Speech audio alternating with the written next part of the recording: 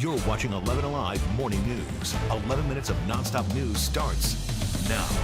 First in your 11 minutes of nonstop news, the polls will open in just about 24 hours. It is a sprint to the finish for candidates. Plus, one Georgia county failed to send out 1,000 absentee ballots. Now it's at the center of a new lawsuit.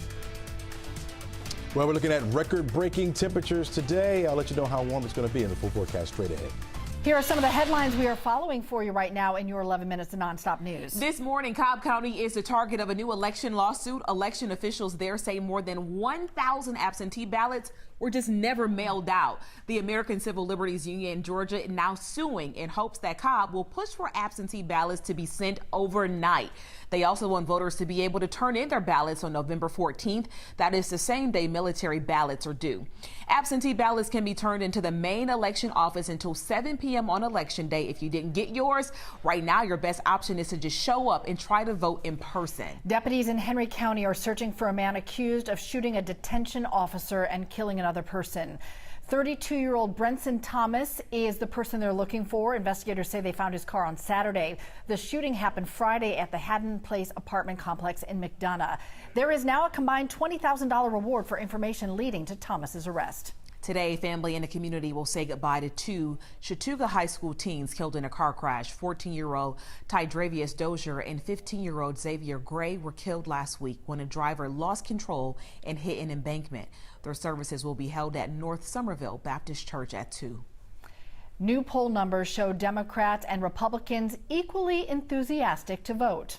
But Chuck Todd, moderator of NBC's Meet the Press, joins us now to explain why one number will be even more important. Well, the most important number to look at in any poll in a midterm election nationally is presidential job approval. The president's job rating sitting at 44%. It's even worse among independent voters. It's below 30%, the lowest we've ever recorded for President Biden.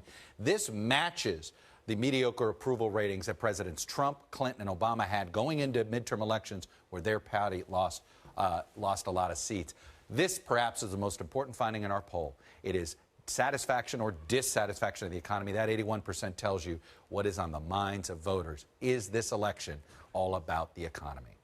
Coming up on Today This Morning, we're going to dig even more into this poll. I hope you'll join us on Tuesday as well for complete coverage of election night, beginning at 8 p.m.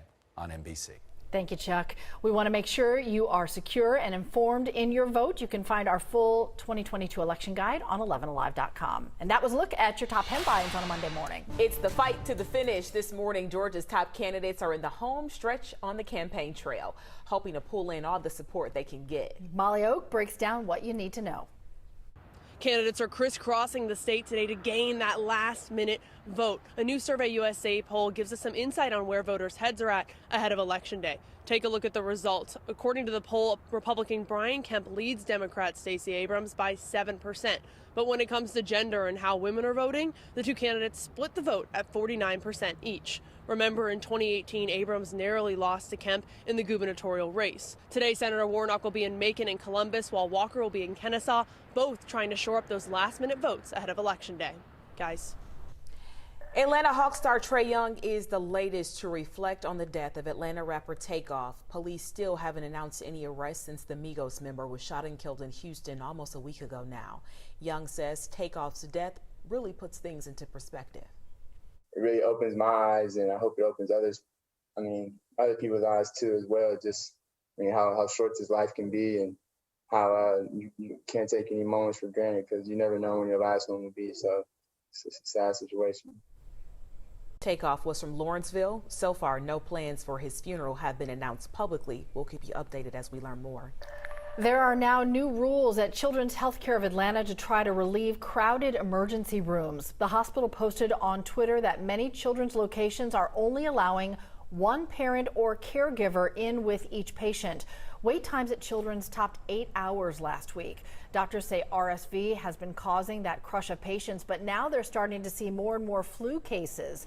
They say they're being hit with waves of one respiratory virus after another. This morning, they're asking for some help for parents. It's not that we haven't seen this before, because we have. It's just the duration and virus after virus. So we're hoping that we get somewhat of a reprieve soon, and really need parents and families to help us with that by making sure that children who are eligible for influenza vaccines receive those vaccines.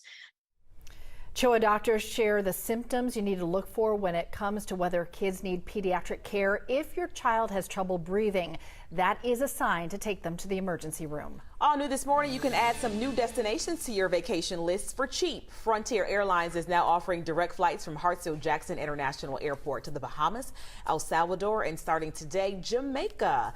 The fares start at just $99. Keep in mind you have to pay to pick a seat and also to check your bag. Experts say tons of people are planning to fly for the holidays this year. That's despite those high prices and a summer full of cancellations and delays. So what's changed? Delta Airlines CEO Ed Bastian is going to join today live in studio this morning to talk about how airlines are getting ready for the holiday rush. That's right here after 11 Alive Morning News. You still have a chance. Tonight is your next chance to be a billionaire. The Powerball jackpot is nearly $2 billion. Lottery signs across the metro are maxed out, so they're going to keep flashing 999 until somebody picks that winning number. Maybe this will be the week, Chesley. Could be, could be. Let's get a ticket around noon, right? It'll be nice by then. Looking at that fog burning off, the clouds get out of the way. Partly sunny skies will be the call. 76 will be our temperature by noon. That means you know we're going higher, right? Yeah, near 80 for an afternoon high temperature. We'll be warm out there. Short sleeves are acceptable today. I think we can get away with it. If we hit that 80-degree mark, we'll break a record. The record is 79 degrees, and I think we'll probably do it this afternoon. By 6 o'clock, it's going to be dark out there. Yeah, we'll have a slight chance for an isolated shower, 20% chance, so most of us will stay dry. By 6 o'clock, temperatures will be back down around 76 degrees. I think I'm one of those people.